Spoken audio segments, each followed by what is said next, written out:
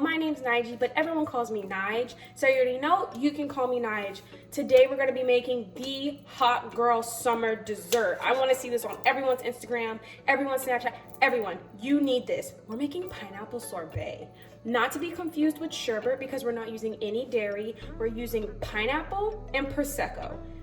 A delicious combination, and we're gonna do it today on this channel. So let's get started. This is a fairly simple recipe. Sorbet does not take a lot of ingredients, but of course we're going to hook it up. I'm going to take some sugar and then I'm going to add Prosecco. Some people add lemon juice and orange juice or sometimes even water, but I don't do anything regular around here. So I'm going to take my Prosecco and I'm going to intertwine both the sugar and the Prosecco, and it's going to combine all into one, and this is going to be our liquid agent to melt down our fruit. The next part, we're going to take the star of the show. We're going to take some frozen pineapples. Do make sure that they are frozen. You can also break down an actual pineapple and just freeze the fruit, but essentially you want it to be frozen because it really helps with the texture of the sorbet. Then we're going to add that with the sugar mixture into a blender and just mix that down. You don't want to make it too smooth because then it'll be almost a smoothie mixture, but just till everything incorporates, and then you're going to pour that out into a singular bowl or however much you're making, and we're going to freeze that for about 4 hours.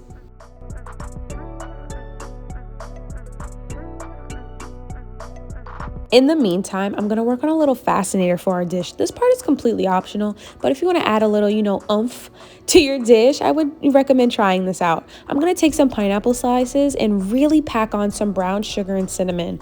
This is just a really nice flavor profile to add to the dish, and I'm going to stick these under the broiler for about 15 minutes or until they are nice and golden brown.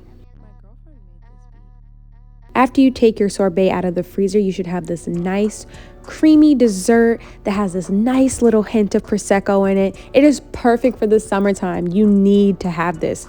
And look at me not even caring. I totally forgot that I was filming, y'all. I had made me a little plate for myself, but it was so good. But let me remix this so it's a little bit more presentable.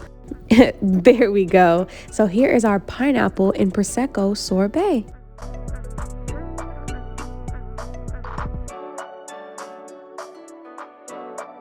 Oh my god, y'all, this is delicious. I'm not even gonna hold you. I hope you all enjoyed this recipe, and don't forget to like, comment, and subscribe. And I want to see you guys make this. I'm so serious, okay? I will see you on the next one. Bye.